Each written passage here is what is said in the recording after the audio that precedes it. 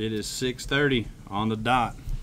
And the school wants to call. Shane's phone rings and School goes wants off to call. again. All right, let's put this thing in air. I can't put it in airplane mode. Then I Go can't. to vibrate. Pull down. You know, this is what episode is this? 8. Open it. You think you'd figure that out by now? What is this? I don't know. Episode 8, live with Dylan Hayes. Tonight we have Dylan Hayes. I hope that's right. You got a stupid iPhone. We'll give people a couple minutes to get on here.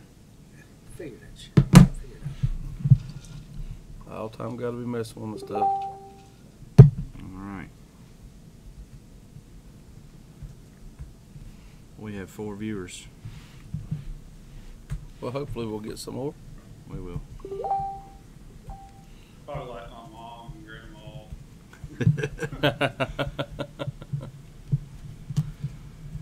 Well, that's good. We're reaching the world. We get some Arkansas people. Arkansas. That's the way we like it. The more the merrier. Uh-oh. Shane just broke it. My phone just broke, or my case just broke. Junk. You won't know what to do if that thing breaks. Junk's what it is. It's that Apple stuff, man. Mm-hmm. Here we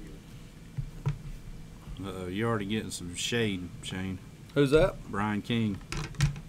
Want to know why you didn't stay in North Carolina? Said they got enough competition already. No, Brian, we have to come down there every now and again just Keep them on. just to let you boys know that we don't want to catch them around home. We like to come down there and whack on them too. You know, I'm just kidding.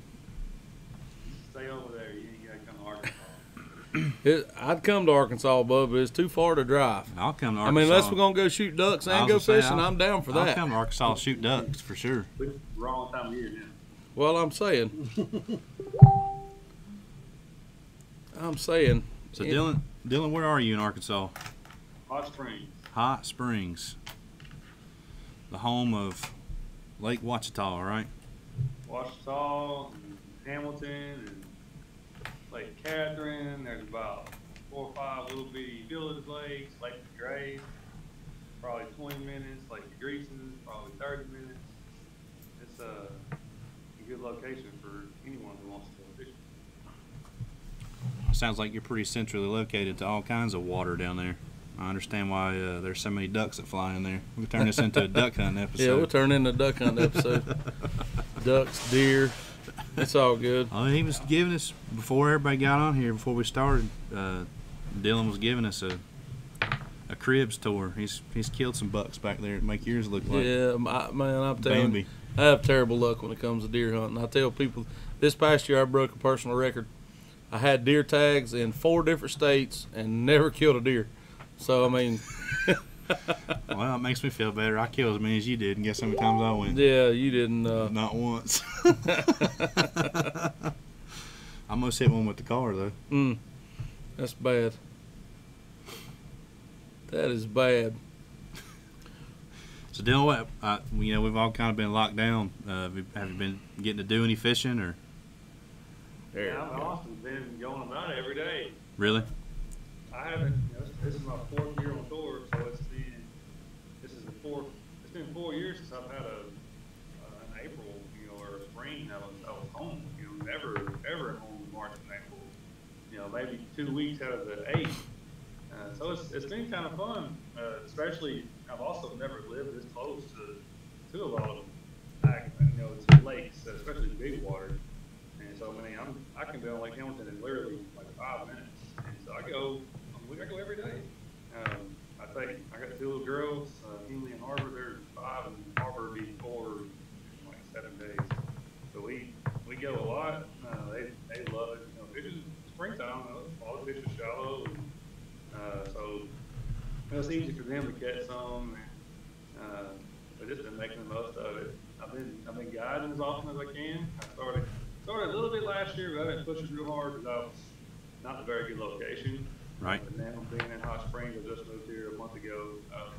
I've been trying to guide as often as I can. I've been going to every week at least. I just got a house, and being off work I remodeled it, so it let me have a lot of free time to remodel, which I would have never had. I've been working on it till the fall. I'm sure Sure. So you fished the Tour, which is the Toyota series this year, right? Is that what it's No. called? Or no, I'm No, sorry. he's fishing the Coast. FLW Tour. That's right. And I'm sure he's getting in some Toyota And series the Toyota too. series. Is that your plan this year? Pro circuit, FLW Pro Circuit. Thank you. Okay. and then I'm signed up for the Bassmaster Central Open as well. I know they're rescheduling everything right now, so hopefully everything is rescheduled and doesn't overlap. So if I can do it, that's what I'm gonna fish. I'm gonna fish a few Toyota events later in the year. There's one coming to Dardanelle. There's one going back to Lake of the Ozarks where I won last year, so I'll probably try to help in those two weeks. So you won that event at Lake of the Ozarks last year. Tell us a little bit about that. Man, that was good. That was really good for my career. I've never won at a level like that. I've won locally several times, and ever since I've been full time, I've been close. I mean, I got 3 top 3s on tour, and I've never won. I've been in position to win a couple times, and that hadn't happened. And Lake of the Ozarks, I just like it. I don't know why I like it. I guess I like a lot of Ozark lakes. I grew up, well, since college, I've lived in North Arkansas, North Central Arkansas. There's a lot of island lakes around here, and it's just like Lake of the Ozarks. So I just kind of fell in love with it. And I fished there. I fished Costa there 3 years ago. The first time I ever saw the lake in my life, I finished 4th, and I was very close to winning there. I had like a 5-pounder that didn't bite my buzz, but I watched him almost. He tried to get it, and he didn't get it. He got it, out of 1 actually. But so I like it. Then this past year, it just came together, man. Like you always hear people say that like you can't lose them. You're gonna win. If you lose one fish, like it costs you usually. And when I got done fishing, before I weighed in, I told myself, I was like, man, I never lost one the whole time. I fished clean the entire tournament. I caught a 5-pounder in my very last cast of that event. That's when it's meant to be. Yep. That stuff Sometimes never happens. sometimes it's just meant to be. When things like that happen, it's just your turn. What time of the year was that, It Dylan? was in the fall, in October. There was a piece of brush that I caught a couple of fish out of a couple of years before. I just always liked it, and I hit it the first 2 days of the tournament. I never caught a fish. It's cloudy, and I wasn't even going to fish it the 3rd day. I wrote it off. I'm not going back to that.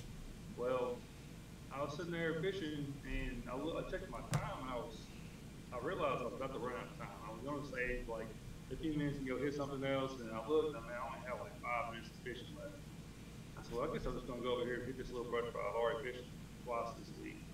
I go over there, I throw a football jig in the brush pile, and I hang it up and break it off, first cast. Crap, man, I ain't got time really to retie another one off. So I put it down, and I grab a crankbait, and I fire it up there, and like the second cast of the crankbait, she loaded up on it. And I told my co-owner, I said, dude, this is like a big one. He's like, you're joking. I said, no, dude, like a big jig. And he came up to the boat, and he net it. We threw it in the boat, and I unhooked it to it in the live well. I had my smallest one on the boat there, pulled it out, chucked it in the water, strapped my rod, pulled my troll motor up, and raced back in. I checked in on like 30 seconds. Dang. But I didn't know I won. I mean, I had like 14 pounds, which is solid, but it's not game day. A big bag to come in for the final day, and but everybody kind of struggled that day. And I beat James Watson by I don't know, an ounce. It wasn't very much. He only had 4 fish. Well, he was throwing top water. Yeah, he did a lot. And I mean, this is meant to be. So it really helped me for my career, and it's something I want to never take away from me. Absolutely. Well, I know you got that trophy somewhere in your house. It's over there. I don't really have it. I don't really have like a good shelf or nothing. Let's see it. You just wanna go over here and look. You don't have to take the computer. Just get the trophy. Refrigerator. Here we go. Cool spot. Let's- Dylan Hayes' crib. Everybody check it out. Look at that. Yeah, I don't have a real good trophy case. I see. You My- might need to my get ma- one. My man has got a Toyota championship trophy on top of the refrigerator. Are you kidding me? Come on now. mean, you just gotta one thing at a time. You know what sits on top of my refrigerator? Dust. That's what's on mine. A Fry Daddy. I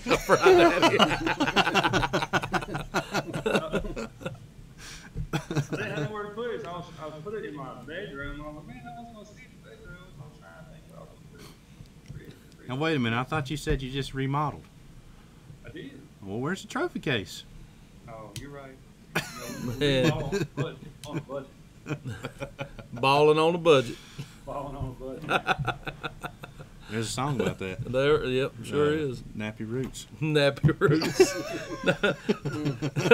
Oh, well, I mean, I like to think that I listen to a lot of different kinds of music, but I've, to my knowledge, never listened to Nappy Roots. It's called Big Bang Ballin' on a Budget. Dylan, do you know who Nappy Roots is? I do. Golly. See how old you are? Man, I'm old. Some Kentucky boys. I'm old. Well, Dylan, you talked about your guiding for the guys that are watching, or people that going to look us up on YouTube here in the future. How can they find your guide service? What's it called? You got social media for it, or help us out? Well, I just kind of posted on my fishing page, still Okay. Fishing, on Facebook and Instagram. I also have a website. They can see all the rates and pictures on there. DylanHayesFishing.com. Simple to remember. Full day is $450. Half day is $350, and I do teach electronics classes also. It's $200, lasts about 2 hours, and I basically teach every aspect of the draft that I know, which is a lot because I'm my hands are on them all day. I mean, you work the mapping to 2D to down imaging to side imaging to GPS. I mean, waypoint management to how to line up and hit your target first cast. Look, it's important things. I get a lot of good feedback on it. But you can reach me on Facebook or Instagram. That's my phone number is on all that as well. Yeah. Okay. All right, so that's Dylan Hayes Fishing for everybody that didn't hear, right? And everything, just scroll down there. They'll find your guide service there. Right. It's easy. I try to put it about everywhere. Okay. Your electronics class, I get asked a lot of electronics questions too. Brandon is our local guru when it comes to anything electronic. I hate to call him a computer nerd, but he's just A nerd. he's just one of those guys that's good at that stuff, and he's helped me rig my boat a couple times. Shane, that's a fish. Shane, that's hard bottom. That's not a fish. That's a stump. It pisses me off though that he knows all this stuff, and I'm supposed to be the one that knows all this crap, but he's pretty good at that stuff. What's that? You get a class, Shane? I can hook you up. Yeah, I need one. Now, Are you going to drive out here to give it? I mean, it's only about 15 hours from where you live. Yeah. Hey, I've also been doing some guiding on a private lake here in Glenwood. It's about 30 minutes from here. It's 30 minutes southwest of Hot Springs. It's a pretty cool deal. It just got opened up to the public about a month ago. It's a 25-acre lake, and they have put a lot of money and time into growing big trophy bass in there. The week before I got to fish it for the first time, I mean, this has been 4 weeks ago, the owner was walking around the bank in 4 hours, and his best five weighed 46 pounds. Good Lord. 46 Oh, pounds. no. Yeah. Uh-oh. And there's, Oh, no. This is bad. The first or second trip we took out there, the people who came, they caught 15 over 5 pounds. Their best five weighed 38 pounds. Good Lord. In Arkansas? Yes, in Arkansas. Man, there's some big ones. The first time I got to go this fun fishing, I had one that was for sure over 10. I know this. I can say this confidently because I had a client catch a 9-pounder with me in my boat the day before. So I saw a 9-pounder like 24 hours before. Dude, and this fish was like 10, 11, 12 pounds. Giant. And it bit a whopper flopper of all things. A what? A whopper flopper. Good Lord. That sounds terrible. Well, you guys, looks like you got some clients on here. A road trip. A road trip. Jason, That's a really long road trip for where we live. That's called Asher's Ranch. They have a Facebook page. You can look them up on that, or you can just contact me. You said it's open to the public. What do? They have like a fee they charge, or? They do. They do. You can only go with a guide. There's just the two of us have a guiding, and then they charge a fee on top of that per person to go. So it's open to the public as long as you're with Dylan. Yeah. How many guys? How many guys are guiding on it? There's 2 people, and they only allow 2 trips a week, so we're not pressuring the fish every single day. So when you go, it's pretty much a, I hate to say guarantee thing, but it's pretty much a high possibility you're going to have a really good trip. There's a high chance. Pending some kind of stupid cold front or a lot of rain out before or something.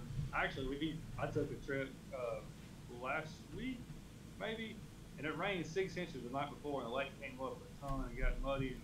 I mean, they still caught like 24 pounds. Good Lord. But I mean, yes, usually it's really good shot. I mean, they've caught a 14 out of there. There's been like 5 over 12 caught this year up there. It's just 25 acres. It's not like you got to chase them down in 2,000 acres. Yeah. So All I heard is they got 10-pounders eating Whopper Ploppers, so it's not getting any pressure. That sounds like a pretty good deal to me right there now. I really think it was like a 12-pounder eating Whopper Plopper. It was, I mean, the thing that go fish was like. Hey, just let me ask you this, and this is kind of an inside joke, but was it a hippo eater? Definitely hippo. I'll let everybody in on this, so everybody sitting around trying to figure it out. Dylan and myself was at we were at Santee last year for the Costa. What I think they were called Costas then, weren't they? They were. We were there for the Costa event, and we met back at the house we were staying in that night. And he comes up and he says, "Man, you got to see this." He said this fish was so big he had it waypointed on his graph as hippo eater. I've never felt one that big. I was shaking them off. I didn't even have a hook on in practice. So like every fish that bit, I was just trying to feel them. I mean, when a big one bites, you just know it. You may not know if it's a 3-pounder or an 8-pounder, but you know when it's a good one. And this chucker right here, I mean, it felt like the freaking hippo swimming down there. It was so big. Might have been an alligator. It might have been an alligator. I don't know. It never bit again, so I can't. Well, if it's alligator, it would have bit again. I can promise you that. That's one of my favorite lakes. I had 2 or 3 like that. There's some nice. Yep, it's fun. Was that they were on the bed then, weren't they? They were coming off the bed. They Okay. were. I mean, there's always some bed in that time of year that are on the trees that you can't see, but Right. But you know how it is. It's mostly a worm deal, and go get them. Who won that tournament? The Thrift win that one? No. What's the boy's name? Bradford Beavers won that tournament. Okay. Last time I was down there, I saw him running around. I've seen him on Murray this year and on Santee. Murray, when we were there the other day? Mm-mm. No, Murray in that Palmetto boat trail. He Oh, was I down there got running you. around. I got you.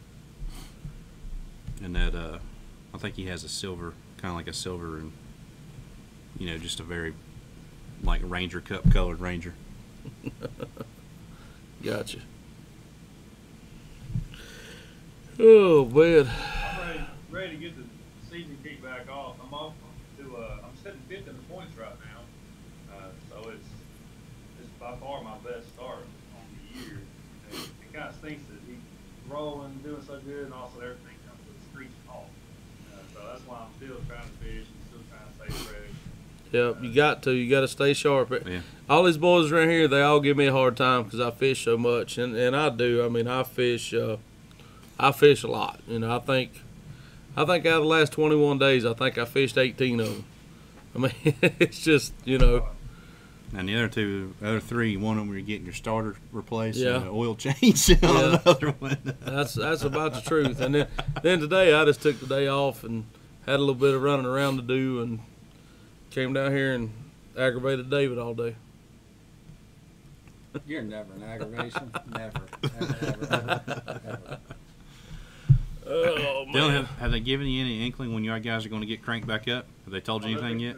I was just fixing to say, I really don't know. I think the schedule's changed 3 or 4 times. We were supposed to go to Hartwell in a couple of weeks. I think it was actually this week, wasn't it? May 28th. Oh, that's right. That was the May rescheduled. 28th. That was the The rescheduled date. Yeah. That one still might be good. So in Yeah, South but it's- Carolina, I live in South Carolina. They lifted the mandatory work from home stuff today. June That's all I was 1st. fixing to say. Everybody thought it was going to be good. I June think 1st people when they're were gonna back open to work tournament and when it's stuff, back and we up. got Okay. a message a couple of days ago saying they got canceled. That's right, because Yeah. the permits, David just said they'll start issuing permits again June 1st. So we got, I mean, now that's 2 solid months of no official tournaments. And I'm telling you, man, it's gotten so bad for us. We just started putting together little tournaments, and we get 8 or 10 boats, and we just everybody throw a little money in the hat, and we just go have at it. It's a lot of fun. There's a lot of smack talking goes on. We got doing some, the same My thing. father. yeah, we got some guys around here that I think they talk junk way better than they fish. Sky Hamrick, I know you're on here. He is. Yeah, he is. By the way, Hamrick, happy birthday, Yes. Yeah, I was say, Happy birthday to Net Boy. net boy, Make Hoover proud this weekend. net boy. See what I'm saying? It started already. You're talking about talking smack. We have a little tournament. It's every single Thursday on Bridge Ferry, and it's just smallmouth only. So it's to make it just different, it's fun. And there's about 5, 6, 8, 10 people top that go, and we even have a Facebook group with just those people. So they're talking smack all day long, sending pictures of what they're catching to everybody, so everybody can see it. So it's like a live update deal all day. It's kind of cool. well, you probably just gave those guys some ideas now. Yeah, you did. Yeah. It's just loud as it goes. Yeah, there'll be that'll probably start happening now that you gave them that idea. See, a lot of them aren't. They would have never thought of that. Thanks. Right. Fish has been pretty good here at the house, though. Shad starting to spawn everywhere. I mean, they've been on the beds. They're just finishing up on the beds everywhere. In North Arkansas, fish are still spawning, but I've never got to fish for them. I mean, like every day, like I have. So I see the lakes change, and they change every single day. It's so neat to watch. Usually, I might get 2 days a year to come like to Lake Washita or Lake DeGray sight fish, and now I get to I live and see it change every day. Fish has been good. Shad been spawning the last couple of days, and top water's kicking off real strong. So it's been good times around here for that. Has it gotten hot down there yet? We've had a couple of 80-degree days. We definitely, it's probably pushing 80 today. The forecast all week's like 77, 78, 75, something like that. So it's not 90 and 100 yet. Yeah. They can have that. But I don't want that. They can keep on. This 70-degree stuff's pretty sweet. We've been. Yeah, that's the way it's been here. It's actually been getting it down in the 40s at night. It was hot today, and It it was was hot hot. this past weekend, but It's supposed to get Yeah. cold. I think this weekend is supposed to be back down in the upper 30s and low 40s again. dang, Yeah. I'm fine with the prolonged spring. This is the first time we've had a real true springtime in, gosh, I don't know, a long time. Since I started fishing, that's for sure. Yeah. Maybe we'll have a long winter then. No. Hey, I'd be good with that. Have y'all Come on been? down here in the wintertime. Have you been seeing like an extra tremendous amount of boat traffic in Arkansas? Have no idea. You have no idea. Oh yes, I have. I know. Yeah, I We do. have every idea. I do. It's crazy here too. Like if let's say it gets daylight at 6:15. I'm just saying a few weeks ago, daylight at 6:15. If you roll up at 6:30, you're going to be like the 30th trailer there. I mean, on a Wednesday or something. It's like this is nuts. It is absolutely nuts. And Lake Hamilton, good night. I mean, they think it's 4th of July right now. It is boat after big boat after big boat after ski boat. So many people out there. Yeah, unfortunately, that's what we deal with around here too. We're so close to Charlotte. Yeah. Lake Norman's got, huge boats on it, and all of it spills down to Lake Wiley too, which is just, couple rock throws you can get. You can throw it in the middle of the lake here from where we're sitting. So what else you gonna do when there's nothing else you can do? Go outside. yeah. But here's the deal: the water temperature's still in the mid to upper 60s, and I'm just telling you, that's cold. Yeah, oh, That's yeah. cold. But these people running around here, they act like it, like you said, they act like it's 4th of July and the water's at 85 degrees. Hey, I saw some people getting pulled on the inner tube yesterday. They had a dog on the inner tube with them, like a big poop. That's kind of unique. I never seen that. With the light back on. Oh, It's going to shake some things up, pushing everything back. Because, we usually tour, not really all the tours, but we go to a lot of lakes when in and around the spawn, right? When they're shallow and you catch a lot of fish, and it's a lot of fish catches, a lot of fish wade in, a lot of crowds. Like, it's not too hot, fish don't die. Well, now they're changing all that. We're getting pushed back, so there's going to be a lot more summertime events. We're like right now, Dardanelles on schedule for July 23rd. oh Lord.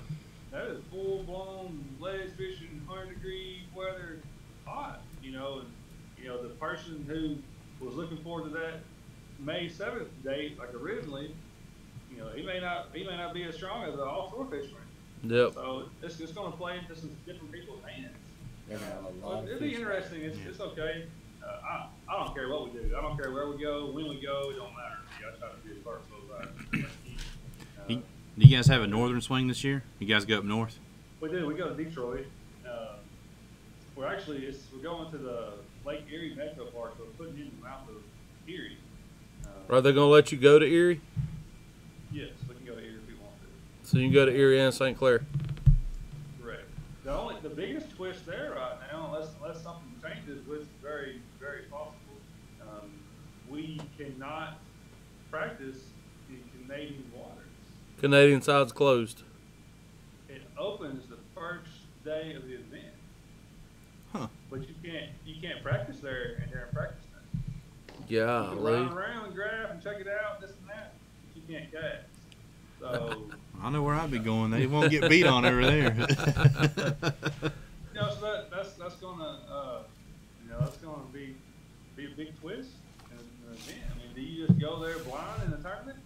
Or do you try to go catch a few in America, then go over there? Or I don't know. It's just a big twist. The drawback to that is that Lake Erie Metro Park is all the way at the bottom end of the Detroit River.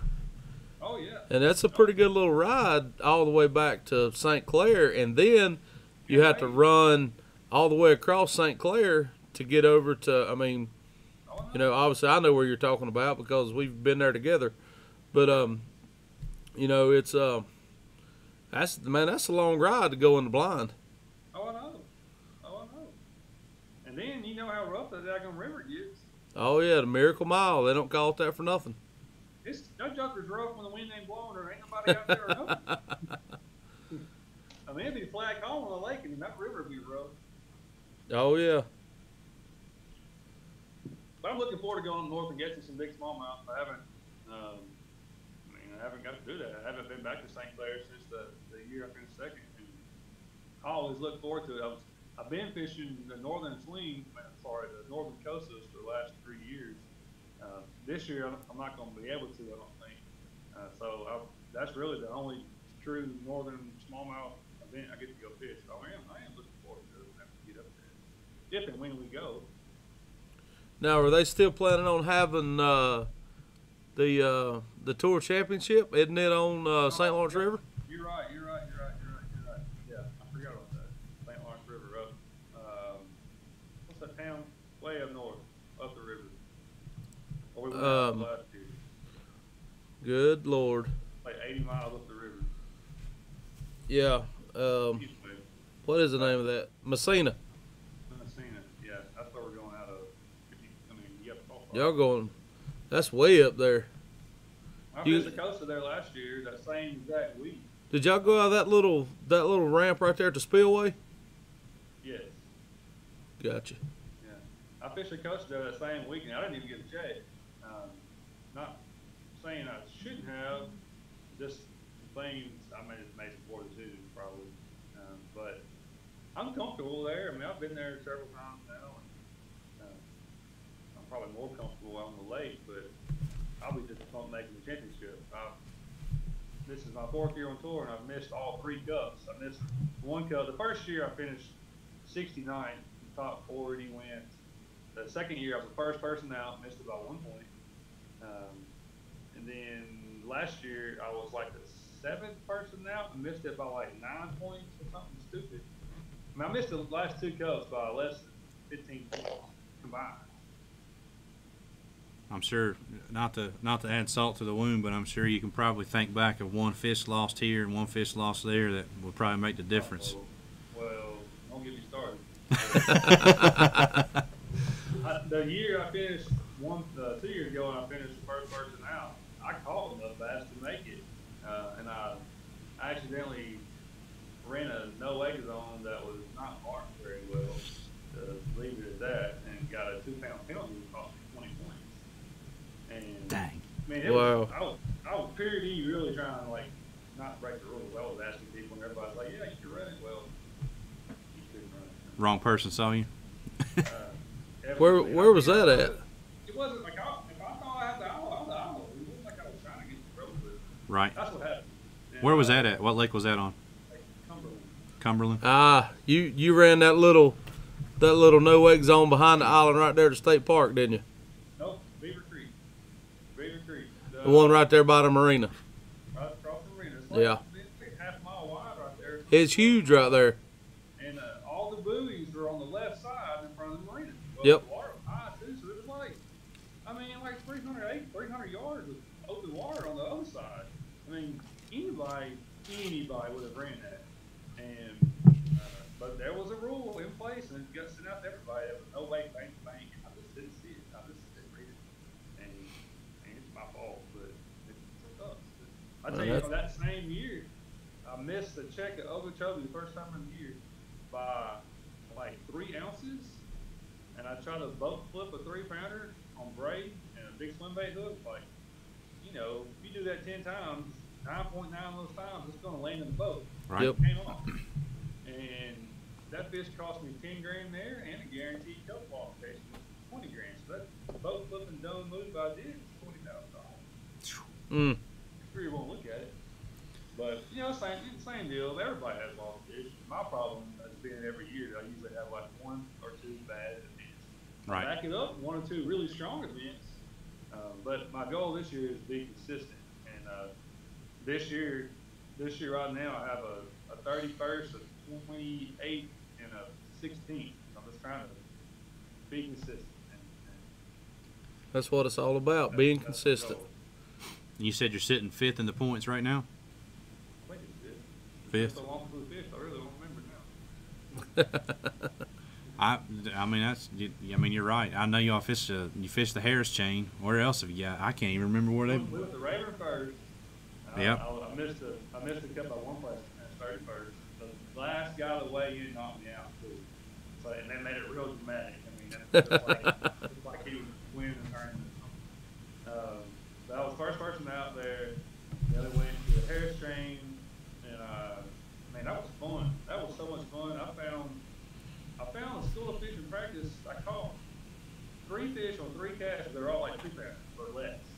I knew that was a school, but I wasn't even going to go back, honestly.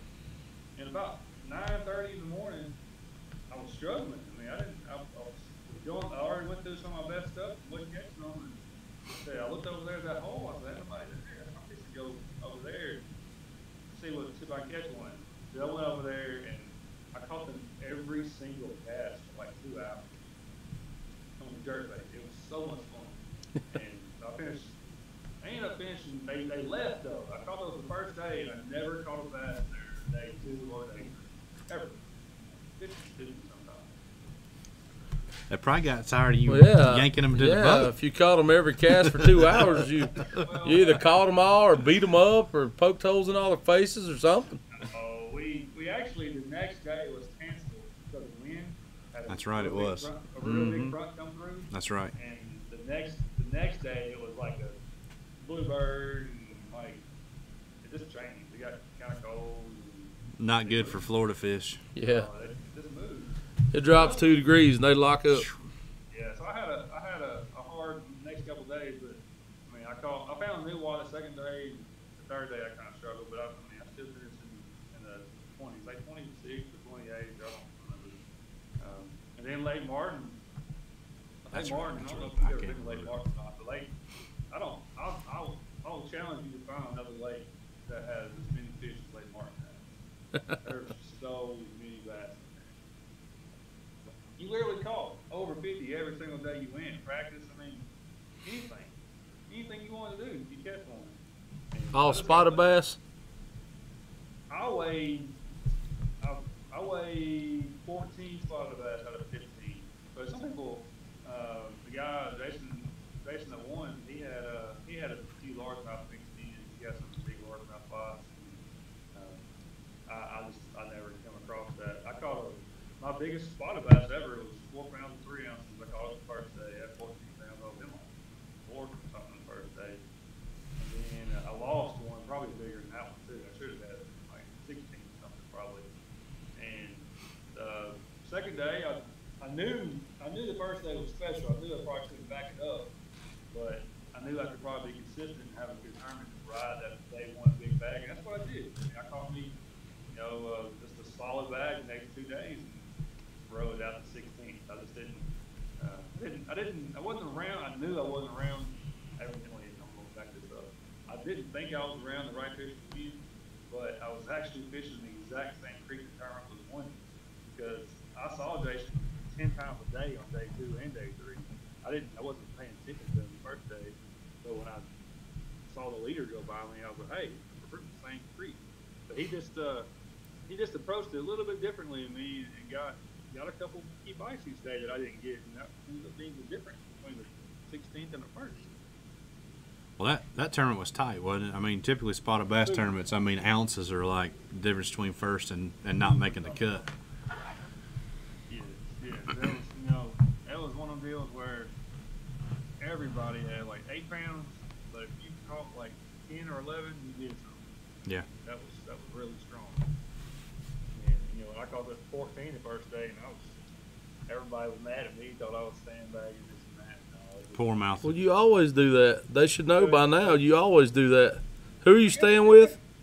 I guess Tyler Stewart, Matt Becker, and Gray Buck. But they all did good too. I mean, Matt made a final day. Gray made the cut.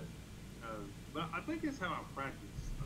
I really think it's just how I practice. I just try to get a lot of pieces of the puzzle and try to put it together on game day. Because I really very rarely have good practices. If I do, I'm really confident.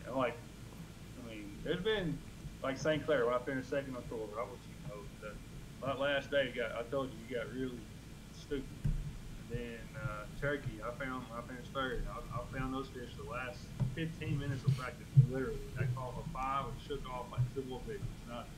I knew, when you days like that, like you think something special about to happen, but very rarely does that ever happen. So that's been a topic of discussion a little bit on here that we keep coming back to is practice. Here we go. So how do you approach practice? Do you fish a lot during practice? It sounds like you spend some time on your electronics. So I'm assuming you do a good bit of idling too. But I mean, for you said you typically don't have good practices. So what is a good practice? I mean, are you counting bites? Are you catching big ones? What goes on between your two ears on practice days? It all depends on the lake and time of year. I mean, if I go to, Kentucky Lake, in June, I'm probably going to have a whole lot more than I would be if I was going to Florida in January. Right. So that all depends. But I try to just figure a little something out to where I can catch quality enough that that you need to do good in, and I try to find an area or like a home, to be able to fish it in. You don't want to run all over the place. You need to be smart. I try to just get a game plan together, like Lake Martin, for instance.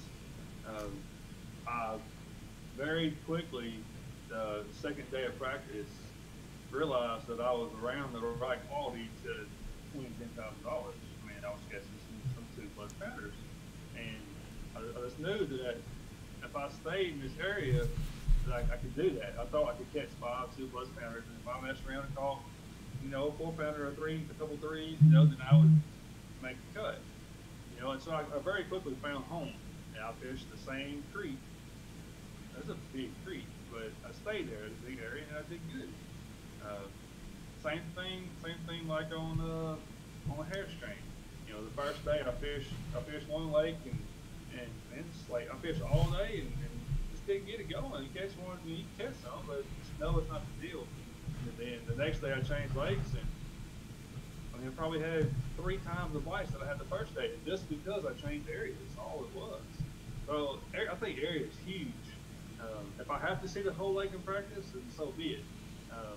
If I find a good area early in practice, then that's even better. But I try to figure out how I can catch quality and try to get in the area. I don't like to catch a lot in practice. I shake a lot. I don't throw a hook a lot. I don't show them a lot. I learned a lesson big time one time on Dardanelle. I guarantee you I had 50 frog bites the day before a tournament. And what was happening, I would get bites, and I was shaking them. I never caught any of them, but I never left the area. I just kept fishing. And, I go through a pad field and get 20 bites. Well, the next day when I went back, those 20 fish are smart now, because they know what happened the day before, or they seen it. They're not surprised like they were if they had never seen that frog before. So I don't show fish. If I get a couple bites in the area, let's say I catch 2-3 pounders in the area, I know I'm gonna come back. I'm out of the area. I'm done. I'll figure it out in the tournament. Sometimes it burns me, but sometimes it's beneficial too. That's interesting to hear. Don't show it to them even. Dude, I practice a lot like that too. I think that people think bass has a brain the size of a pea, which is true, but the thing about that is the more you show them something, it's just like you and I would be going to, let's just use Hardee's for an example. You get the same cheeseburger every day, eventually you're gonna get tired of it. Well, you show those bass that frog probably 500 or 700 times throughout the day. You don't get a bite on every cast, but they see it. And eventually they're like, nah, I'm out on that. I'm done with the frog thing. So, I think you're crazy to just, I've used the term is it doesn't pay a dime to win practice. It don't matter if you get 5,000 bites or 1. I think you're a lot better off to do like what you were talking about. That's the way I do. You're better off if you get a couple good bites or bites that you feel are good bites, to just leave and look at your graph, try to duplicate it somewhere, and go drive 20 miles down the lake. Just try to duplicate it. That, and then fishing what's in front of you. Figuring it out during the tournament is Well, always huge too. Right? Most tournaments are never ever won during practice, because this game we play is ever changing, and every day's different. And today the barometric pressure might be rising, tomorrow it might be falling, and all that stuff like that affects the fish tremendously, whether we think about that or not. It really does. And it's just that's the only thing that's constant in our sport is change. Yeah, it's change. That's right. And to be a really successful fisherman, you have to be able to adapt on the fly. Whatever's thrown at you, you got to be able to figure it out. Yeah, there's a lot to be said about that. Oh yeah, yep.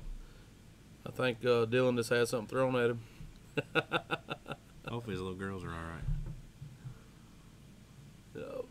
He'll be back. So while he's gone, I understand you made a little trip this weekend.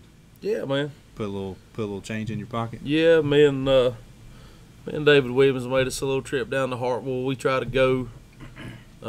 We try to go this time of year down there. It's kind of fish are doing what we like to do to catch them, and we went down there this weekend and was able to catch them. They're biting cut bait. They were biting cut bait and menhaden heads. Dang. Are the Menhaden running on Lake The Hartwell right now? Menhaden are running on Hartwell. They're spawning everywhere. Heard it first here when they get Yeah. in there. When you see that big oil slick, it's all Menhaden oil. Did y'all catch a bunch? Yeah, we caught a couple cobia, king mackerel, and some Holy bass. cow. Trolling eels It was too? fun. No, we wasn't trolling eels. You are you allowed to troll in those tournaments? Nah, they frown on that. Well, you can in kayak tournaments. Yeah, Oh, they do let 'em. God, you They fixing- do let 'em. You fixing to stir that up. We need to do a topic on that one night. We need to get one of the kayak guys in here. David knows all of them. He's got kayaks in the back. I do. A couple. You want to buy them so I got room for some real fish and stuff? You're back there Oh, blowing. God, y'all You're back kill- there blowing one up earlier. Oh, It's half God, here blown we up. go. I stepped in the hole, about fell in. Here we go. Dylan, is kayak fishing growing out there in Arkansas? Yeah, I mean, you see it. There's some events. They had one just the other day on Lake the Great. Same kind of deal. You see them a lot. You definitely see them a lot. I haven't ventured into that. Nah, It's gotten really big around here. You see Yeah. them everywhere. it's crazy. I mean, I'm a pretty big boy. I don't really see me jump off in a kayak. I feel like I might hit that jump road. Yeah, I definitely have to have one of the sit on Yeah, top ones. yeah. I want one of those with that you pedal. That paddling mess is out, I like the one with the steering wheel. and the 250 Merc on the back. And the throttle. Yeah, As bad out of shape as I am, after I paddled to my spot, I wouldn't be able to fish. I'd have to lay down Have to for take a a little nap. while. I guess it'd be cool. There's a lot of little creek type deal. You can go catch trout and stuff around here. That might be cool to venture off into. I don't know. I haven't went down that road yet. We used to take a float trip when I was a kid on the New River. It flows between North Carolina and Virginia. It's one of the few rivers on the, I guess, in the world that flows south to east. flows backwards. Yeah, and we would take a 2-night trip and basically have to pack everything in your canoe, and you fish until you're done, and you set up camp. And I mean, when I'm talking about roughing it, I mean it's you pull your canoe up and whatever you have is what you have, and you get up and fish the next day, and you got to be at this bridge where they come pick you up and take you back to your truck. But my dad and I used to do that a bunch when I was a kid. So I do have some fond memories of of canoes or kayaks in rivers, but man, there's many crazy people out here in pleasure boats, and even some of us bass fishermen that like to run like we do. I don't think I'd be out in the middle of the lake around here on a kayak. I wouldn't feel too safe. Well, I'll tell you, one of the funniest things I've ever heard in my life the other day was the conversation was brought up about kayaks at night, and one of these kayakers around here, I'm not going to call his name, he told me that it was more safe to be on a kayak in the middle of the lake at night than it was to be in a boat. I got a feeling I know who that was. So I mean, That just scares me thinking about it. Well, we fished a night tournament. Tuesday nighter, little 6, 7, 8 boat throw together. 6:30, 11:30. 11:30, I'm rolling into Nivens Creek where it necks down. Mhm. Dylan, sorry you don't know about this, but the creek gets real narrow. I saw a glimmer, and I hooked hard left, and I know water hit plastic. That's all I know. ooh. And that's what's going to happen is somebody's going to run over somebody. I mean, they get out there without any lights, or they put the light up in the air so high that it blends in with The stars and with everything else. everything surrounding, and it makes it a dangerous situation. Hopefully that don't come to that, but that's what's going to happen eventually. I mean, they have every right to the water just the same as we do. Right. It's I mean, just, I'm not that saying- stuff scares me. I'm not saying anything. I'm glad that they're being out there and, Yeah. and that they're fishing, but you got to use a little common sense sometimes to be safe. And It's unfortunate that most states haven't started regulating the kayaks. In South Carolina, under 14 foot, you don't have to have a light. Really? You No have to light? have- you don't have to have a light in the water. I Under didn't know 14 that. foot, you don't have to have a light. and if I run over him in the dark, I'm at fault. You're going to be Yeah, at I fault. mean, why? I wonder why. How can that be okay?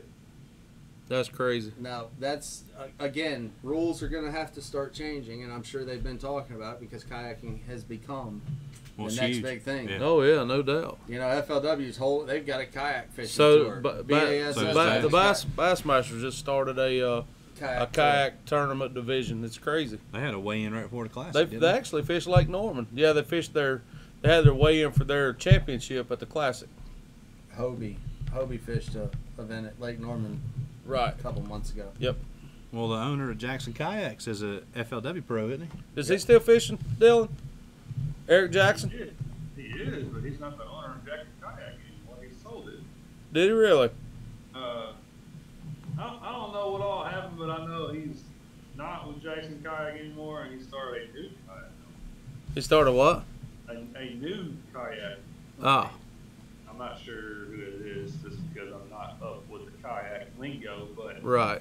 I do know that. That's the same guy that had his dog knock his RV in the water, right? Yeah, That's the guy. that's him. Eric Jackson's his name. Okay. Yeah. Yeah, that was that when Sam That's Rayburn right, said the dog captain's knocked it in the reverse, or knocked it in neutral or something, and rolled back to the whole RV. That was at Rayburn, wasn't it? First warm practice, Sam Rayburn, first time of the year. Wow. I bet it was still cold down there in that water. That dog wouldn't have made it through that. I'm sorry. I love dogs, but that dog wouldn't have made it through that. Shoot. Oh You man. do something to my dog, my wife. You wouldn't have to mess with me. You'd be messing with my wife. Oh, I know. I got two at the house. Trust me. Man. I'm pretty sure he probably just wrote a check for a brain. Yeah. Probably wouldn't play that. Yeah. So which tournament are you looking forward to the most throughout the remainder of the tournament season? Man, it's kind of funny. What we have left, what would be on a normal schedule, we're supposed to go to Dardanelle in a couple of weeks. We're supposed to go to Harwell, supposed to go to Cherokee, and supposed to go to St. Clair. I've never been to Harwell. I figured it was going to be a herring spawn or shad spawn kind of deal, and I was like really looking forward to catching on top water. But that's X-nayed now. And then Dardanelle is exciting because I'll probably weigh in more 18-pound bags on Dardanelle than I have anywhere. And it's fun to be able to go at home. But it scares me. I'm not going to say I was looking forward to it the most, but because it scares me to have 150 boats of people who know what they're doing out there. It's not very big, really. That one could go either way. You know, that place, they might be on something, they pick the water up 6 inches the next day, or drop the water 6 inches overnight. Your fish leaves, that's scary as fire, though. Then we're supposed to go to Cherokee the same week or the week before that I finished third there last year. I had a fish on the winning tournament. I lost it the second there. So I was really looking forward to going back there. And now let's reschedule for June sometime. And who knows how that's going to be. I mean, really, it doesn't sound really fun at all, the whole thing. So I was excited about it. Now I'm not. Then the last one is going to be St. Clair, Detroit.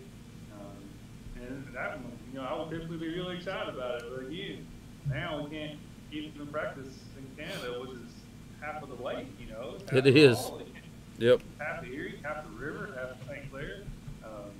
So it's a lot of uncertainty going on through the second half of the year. This uncertainty for everyone. So I'm looking forward just to fishing and feeding. Probably if I pick one, I'll probably say St. Clair just because I like the small time. Yeah. That's generally everybody's favorite. That place is so much fun. It's so full of giant smallmouth, and they're not very bashful when it comes to eating. You get around them, and it's generally game on. It doesn't hurt that the water looks like it's the Caribbean too. Forward most to going up to Messina and Thousand Islands. Because if I do make it there, that means I make it. That's probably my favorite place on planet Earth anyway. Right. Beautiful country, big fish.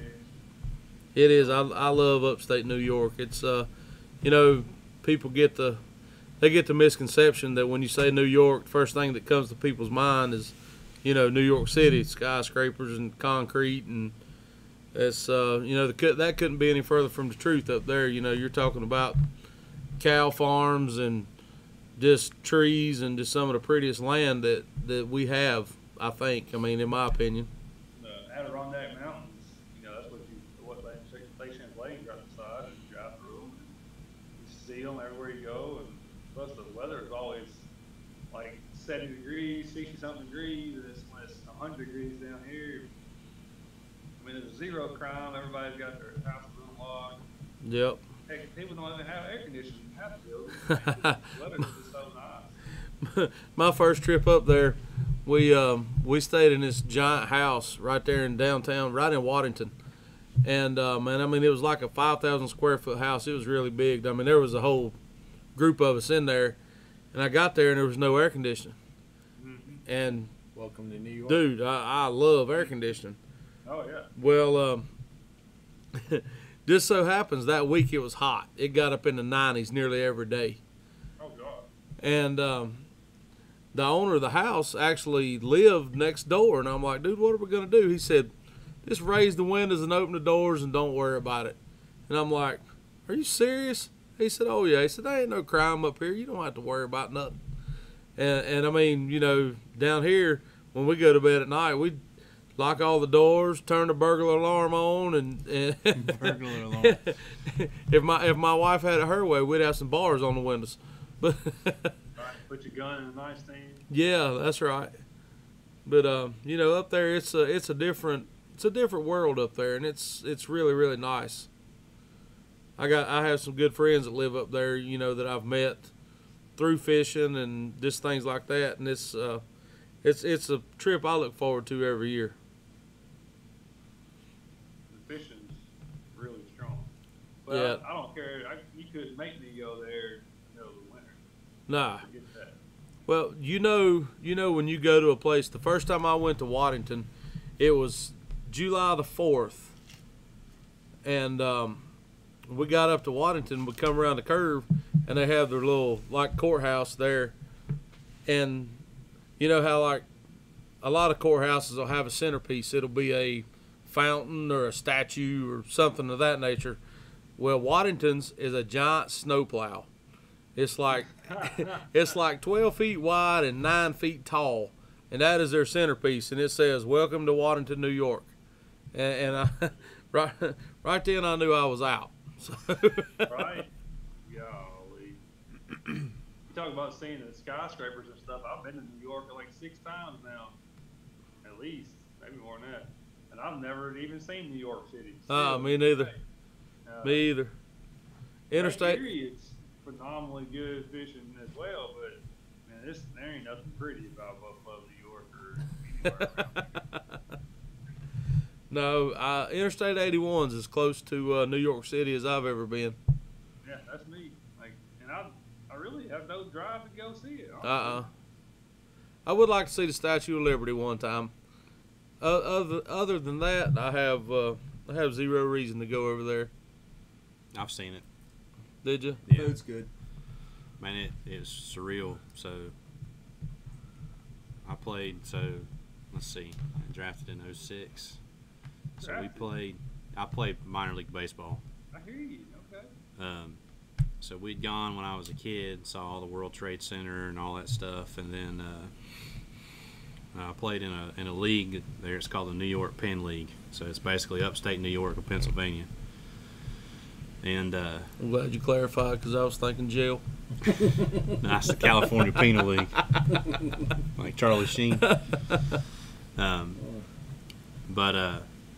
we had a swing where we went and played the Staten Island Yankees. We were our Yankees affiliate, and then the Brooklyn Cyclones. Literally, you just cross the bay and play Brooklyn. So Staten Island Yankees are Yankees affiliate, and the Brooklyn Cyclones are the Mets affiliate. And I can't remember where we were the night before, some other hole-in-the-wall town in New York, like Batavia or something like that. Jamestown, something, some small town. And I'd pitched the night before, and I was running poles basically at, daybreak on the field. and took off from the right field wall, and I came back, and I got about the center field wall, and you could see out into the bay, and that was the first time I'd seen New York City without the towers because of 9/11, and it just kind of, I mean, I don't know how to explain it. It just stopped me dead in my tracks, right? Because, you know, when you see something, you have that, like, mental image of what it looks like in your head. And when I came back and saw it, you know, obviously we all lived through 9/11 and know all the terrible stuff that happened. But when I first saw the skyline, it, you know, something was out of place. And then it hit me, you know, because that was several years before. But I don't want to say it was so far away that I'd forgotten. But, you know, obviously it wasn't on the top of my mind when I saw it, and it just kind of hit me like a slap in the face. So it's pretty surreal to see that. And then, you know, the statue, you see the Statue of Liberty, you see Manhattan, all that right there from the stadium, man. It's a really cool backdrop.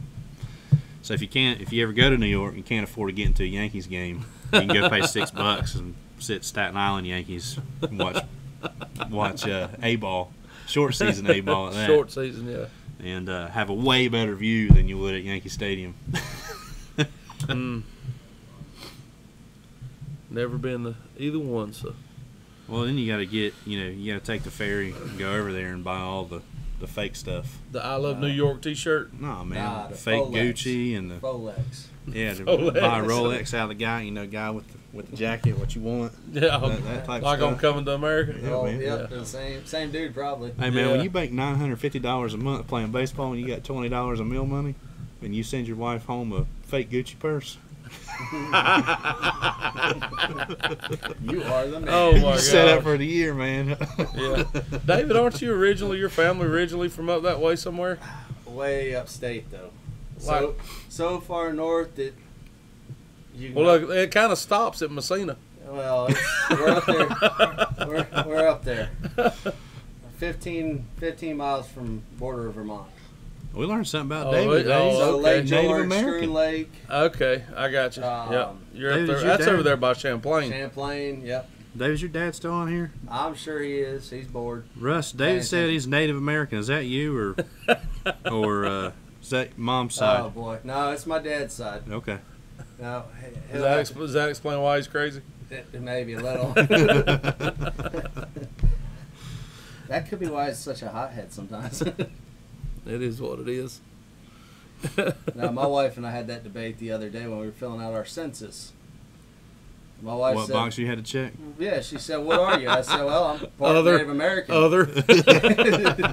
She said, "You know you're not." So there was a big long story about, yeah, I really am Native American. That's pretty awesome. So, Dylan, with you being in Arkansas, are you a college football fan? Sure. Yeah. Are your Razorbacks are going to be like my Gamecocks and hold down the bottom of the SEC this year? Or? Do you remember before we got on here, before we went live, we were just talking about Yeah. like We didn't talk about that though. this could be one of those things. Oh, We bored poor them with Razorback. nothing, boys. Yeah. Hey man, I'm a real fan. Look here, I hear you. No, through the thick and the thin. I am too. We got new coach. A lot of positivity, a lot of positive thoughts coming. But That sounds like a Gamecock fan preseason. Man, we're gonna have a positive season. Yeah. That means we're gonna get our butts kicked. Hey, positive thing is they sell beer at Willie D now. It won't be long, Dylan. You'll be crossing the stage carrying 30 pounds, calling the hogs. yeah, I hear you. It's funny. I was born in Louisiana, and my entire family was born in Louisiana, and I'm the only Arkansas fan in my family. You know, we got LSU kicking everybody's butt. You know, I'm over here holding strong, wondering why I don't cross over sometimes. Well, I get beat up by my Clemson buddies here. David will get me when the Oh yeah. computer's off. But Hey, but I'm gonna tell you something. Around hey, we got 5 in a row one hey, time. around here, and let me back up. Since the Dabo Sweeney era, we have more Clemson fans in this area than I mean, dude, they come out from under the woodworks, jump on the wagon, they drop out of trees. Well, and every one of them's got a tiger paw. There we go, Andy Rutledge. Go Gamecocks. I've been a fan since day one, the Tommy Bowden days. Tommy. I mean, I'm a North Carolina fan myself, and we haven't been any good in football since Ever? Moby Dick was a minnow. But I mean, hey, you know, I still pull for them, and I just like to get these boys going because the hatred runs deep in South Carolina between Clemson and South Carolina. I mean, it's bad. It's not quite to the Alabama Auburn status, but it's pretty bad. It's What you pretty talking bad. about? Florida Georgia's just as bad. Florida, Georgia, Duke, Tar Heels, and basketball. Basketball, yeah. Bad thing about you is you ain't got nothing to cheer for this Dude, we year. just sucked all the way around this year. But it's okay. Anyway, ain't nothing there. And then they canceled baseball season. I know, God. The coolest they're thing talking on about TV to splitting watch is The NCAA Last Dance football, right too. now. Go watch that. What's that? The Last Dance on ESPN. We've been watching that. Yeah, oh, I'm Hey. addicted. That's good stuff. That It is good I've stuff. been watching it too. I hadn't even watched It is good stuff. I got You get- one more episode. They release them 2 at a time. Yep, I you got get one you more get to watch. see a lot of the inside stuff, you know, that about Michael Jordan in particular. Of course, I mean, you know, that's what the whole mini series is about. You don't really want to call it anything else, but you know, it's interesting to see how a lot of that stuff works, how a lot of the politics and that stuff really is. And you know, I mean, I've always been a Jordan fan since he came to North Carolina. But in my opinion, they can compare him to whoever they want to, and he's always going to be the greatest. Period. I don't care what Kobe Bryant did or what LeBron James does. It doesn't matter. I mean, it's just my opinion. He's the man. Always will be. And you see it even more after watching the show. Oh Lord, Mitch Bergen. I think you're drunk, sir. I wasn't going to say anything. I was going to let you read that one. Stop the drinking. You are saying some craziness right now. They might have more wins in the ACC this year. I doubt that. How many did the basketball team end up with? 3? No. Come on now.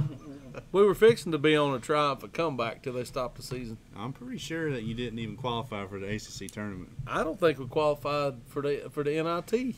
Is that possible? I think that's an Oh yeah, it's invitation. possible Arkansas does not qualify. The not in the tournament. Not in the tournament. Yeah. Yeah, that's awful. But it is. All right, Dylan, you see who's on there? I see. Old Taylor. I see. Old Taylor's on there. Well, you got a Redskins season to pull for this year. Man, I'm really looking forward to the NFL finally. I've been a Redskins fan so long, and we have had nothing to cheer for the last 20 years, other than when we slip up and beat the Cowboys. That's always a lot of fun because I got a lot of friends that are Cowboy fans, and man, I'm just telling you, I ride them boys like a rented mule when we do beat them. And I think we got Ron Rivera up there this year, and I think we had a really good draft. And what I think's the funniest thing is now Dallas has the season hasn't even started. Don't know if there's even going to be a season, and they've already got a quarterback controversy.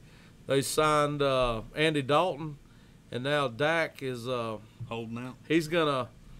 I don't know. They kind of put the That's right. They kind of put the torque on him. The Washington Panthers. What? No, we'll definitely beat them bunch of punks. He said that basically Washington's getting all the Panther We don't flunkies. want all the Panthers because they sucked when Ron Rivera coached them last Well, year. you and Buffalo can fight for him. I'll just tell you this, There's still a bigger thing that I want to know about is Tampa Bay bought the Patriots team. didn't they? I mean, they just flat bought the team. Well, I mean, Call it what it is. They bought the team. it is what it is. But Belichick will still win without him. as long as Cam Newton doesn't wind up in Washington, we'll be good. He might. If he winds up in Washington, I don't know what I'll do. I'll probably just quit watching football altogether. Well, then you'll know what it feels like to be like Hamrick and everybody having to try to defend him every week. Oh gosh. You got an NFL team, Dylan? No, I don't watch a whole lot of NFL. I watched. We didn't have football growing up. We didn't have football in my high school, so I never Say it again. We didn't have football. At my You did house. not have a football team at your high school. But we did. I thought that was in the Constitution. You had to have a football team at your high school. They got it my senior year, and I was so into basketball, baseball that I never did it. And I still watch it. I watch the Razorbacks play every time. And, I just don't pull for them. Like a certain team necessarily. Especially the last few years, man. Like you don't have time. I got two little girls. Like if I watch something in this cartoon, Frozen, man. Trust me. Frozen. Trust me, you'll get to see every episode of SpongeBob that has ever been. Yeah, Not in my house, you we won't. watch it all. If it's got a unicorn, we probably watched it. I guarantee you. My little girl's stuck on Frozen. She's 2. We can sing every word to every song in Frozen 1 and Frozen 2. So that means I can too. Yeah. Yeah, that's like the SpongeBob SquarePants. I can sing the whole introduction song to SpongeBob. Well, next time we fish a tournament, we suck. We'll just have a singing contest.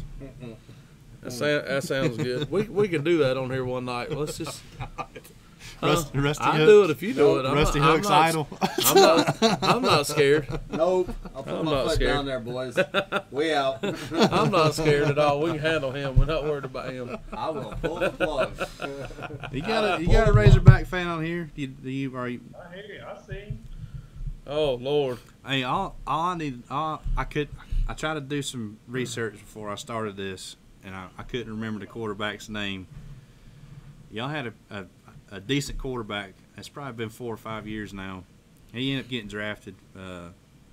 Somebody from Arkansas got Yeah. drafted to the NFL. Yeah, and I cannot remember the dude's name. He was going to be a first rounder until they did until they interviewed him about throwing off his wrong foot on ESPN. Do you remember that dude? No, I don't get so. Daggone, I'm gonna have to look it I up. want to say, but 4 or 5 years. 4 or 5 years ago. It might not have been 4 or 5 years ago. No, I know you're talking about. I can't think of his name. Dude. I'll never think of it. He was always running around. Obviously, didn't have a line. Always running around and throwing on the run. And they did this huge thing about him throwing off of his wrong foot all the time. He could throw the ball like 60. He grew up in Northwest Arkansas. Who was it? He was from Fayetteville. He grew up Yes, in Northwest that's it. I can't remember his name though.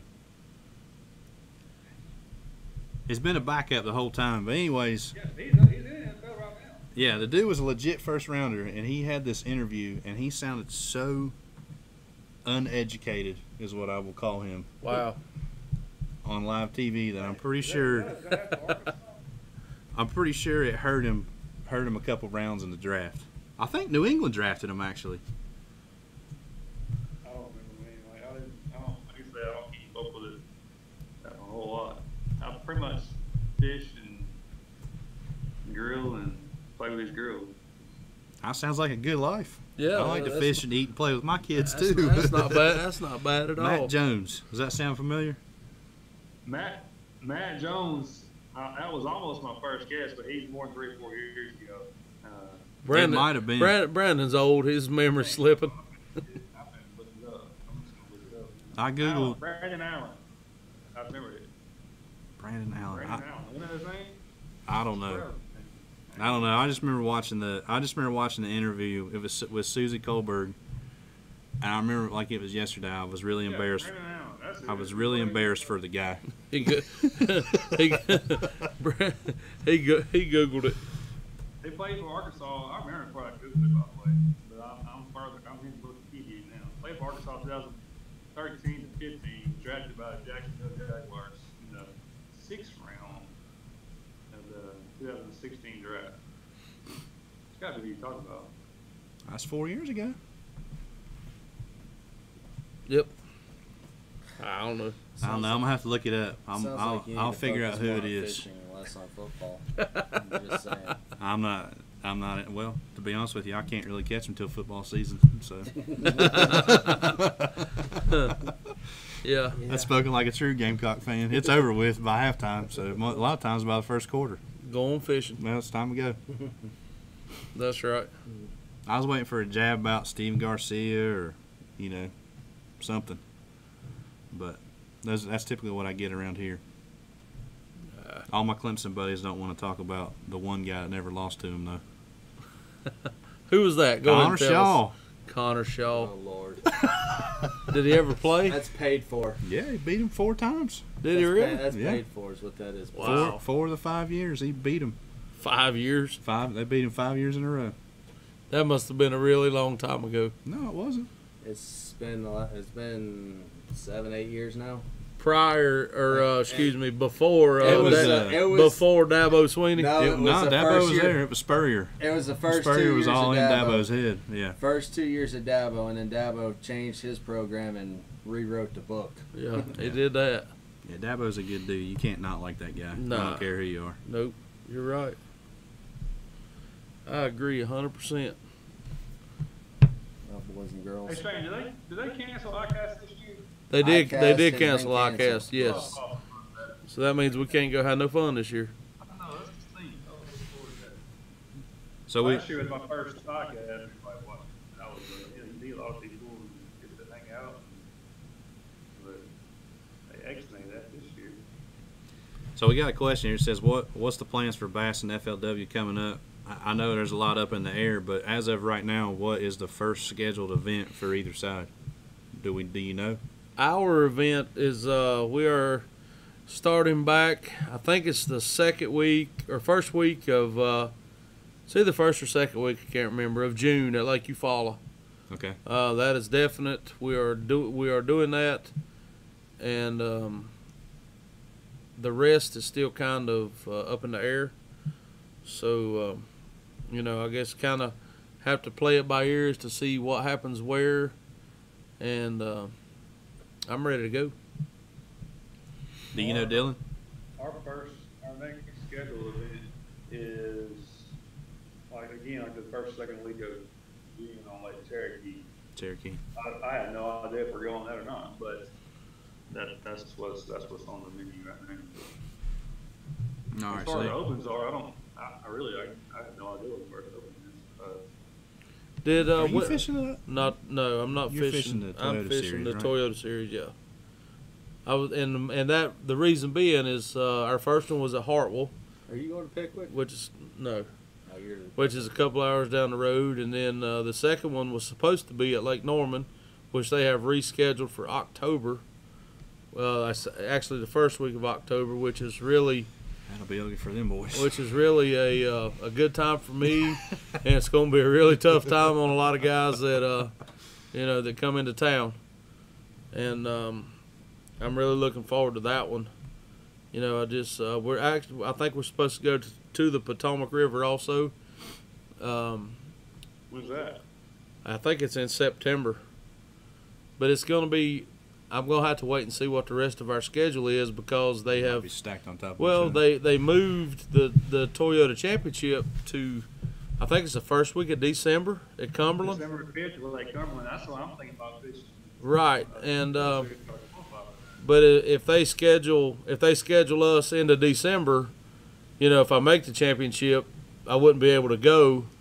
So if kind of pending on what our schedule is going to be with the Elite Series, as to whether or not I go to the Potomac. It'd be kind of foolish for me to go up there just to try to fish for points, not knowing I'm not going to be able to go to the championship. Right. That's where I finished ninth last year, and it comes to the Potomac in September last Yeah, you did, didn't you? That's good. year. It was terrible. It was so bad. That's good. Don't give your stuff to anybody else. Catch any snakeheads when you're up there? I did not last year, but I have previous. I might have caught like one bracket. I think I caught one. I did catch one.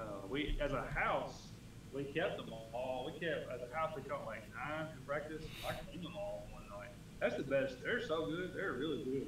I've heard that. I've never eaten it. I've caught You several. caught some? I've caught several. They will destroy a frog.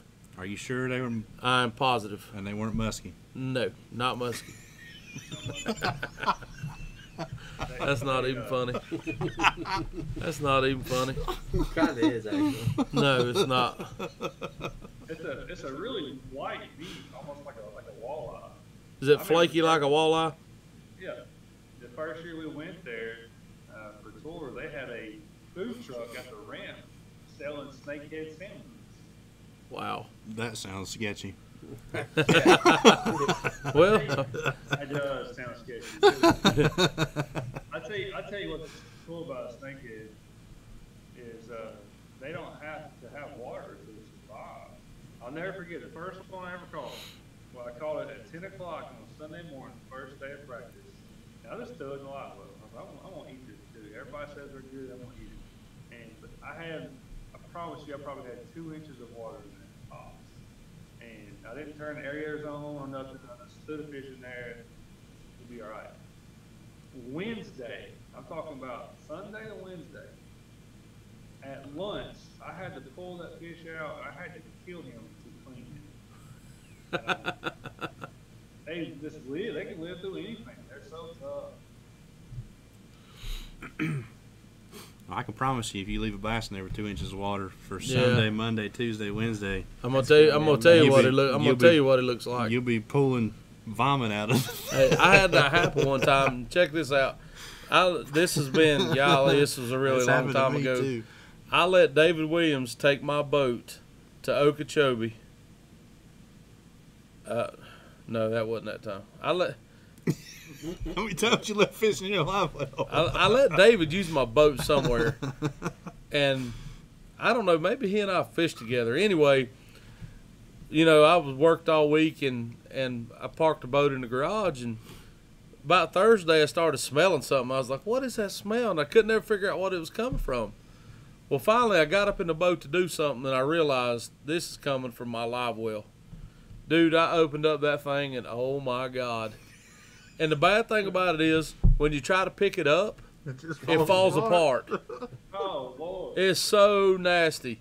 I mean, you really have to.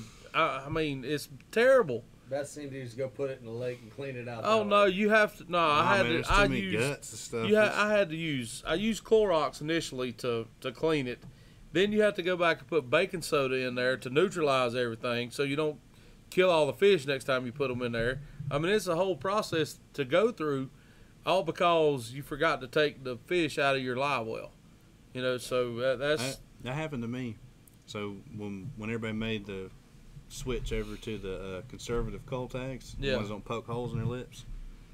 So I got a set, and I was like, man, I don't know if I trust these things. So I went fishing, right? I'm like, I'm gonna put one in the live well with this clip on here and see if I can, get it out several times and hold it and make sure it doesn't fall off. Because my biggest fear was having them on the coal beam and Come let off, go, and then go the back one, in the lake. the wrong one go back in the lake. yeah, the big one go back in the lake. So I put a couple on coal beams or coal tags, and my buddy was with me, and he cleaned out the live well. I was like, "You get on fish out?" "Yeah, they're good." So that was like Saturday. So I worked all week, and Friday, my wife comes out of the garage. I just got home from work. She's like, I don't know what's crawled in our garage and died, but something in there smells really bad. So my live wells were closed, and you could smell it through the live well. Yep. So I went out there, and I was looking around, and I couldn't figure out what it was. And then I realized, I was like, man, I need to check my live wells. And when I opened that one, I was the same way, man. I about lost It's awful. lost everything. God, it's so oof. So I just closed the lid. I was like, well, I'll just take it to the lake, thinking what you said. So I just take it to the lake in the morning. Thankfully, it's on that coal beam, coal tag. Well, you got the bones anyway. So, oh no, it was like a 2-pounder that became like a Mush. 4-pounder swelling up. Oof. So I get there and I open up the lid. I'm looking in there, and like, man, I don't want to stick my hand down in the the soup. The mush Of Yeah, water. oh, God, Well, it's once you tough. put some water on it, it turned into soup. So I grab my needle nose pliers and I grab a hold of the loop in the coal tag. It was still on his lip, man.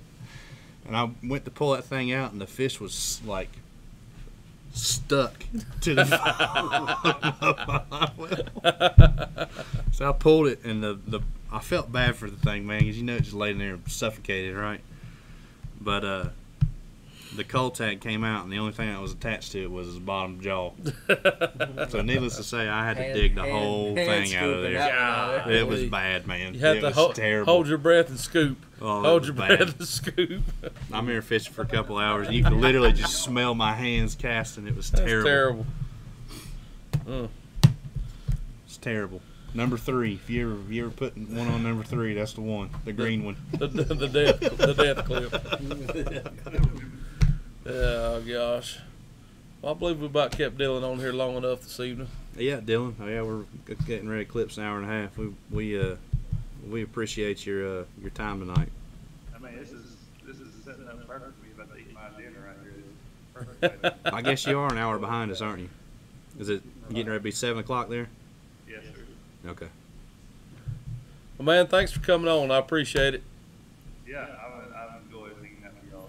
Thanks for. Hope you have a good evening. Go take care of those girls. Eat you some dinner. Go Gamecocks. I don't know if you heard them screaming or not, but one of them kept screaming, "Dad!" Like, I don't know what you're doing. I don't know if you can hear it, but it went on for like 5 minutes. And finally, I'm gonna go in there, and she's like, "I need a snack."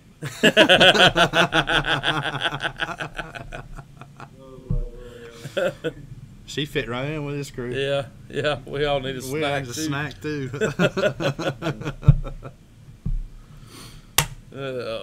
Well, man, good luck this season. Whenever you get started off, we'll be following you.